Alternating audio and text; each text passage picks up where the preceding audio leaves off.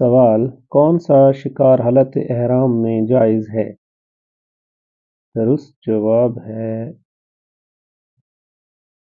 سمندر کا شکار۔ سوال نمبر 2: حج مبرور سے کیا مراد ہے؟ حج مبرور سے مراد مقبول حج ہے۔ سوال: حج کی کتنی اقسام ہیں؟ جواب: حج کی 3 اقسام ہیں۔ سوال: کس دن کا روزہ آئندہ سال کے گناہوں کا کفارہ ہے؟ جواب ہے 9 ذی الحج کا روزہ۔ سوال: حج کب فرض ہوا؟ جواب ہے 9 ہجری۔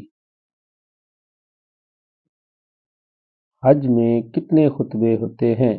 جواب ہے 3 خطبے۔ سوال: عمرے کا دوسرا نام کیا ہے؟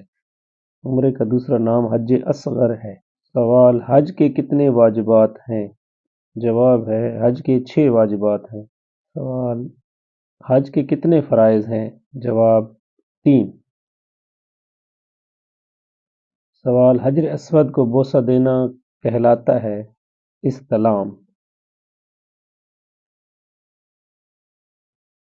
سوال: تحلیق سے کیا مراد ہے؟ مطلب بال کٹوانا۔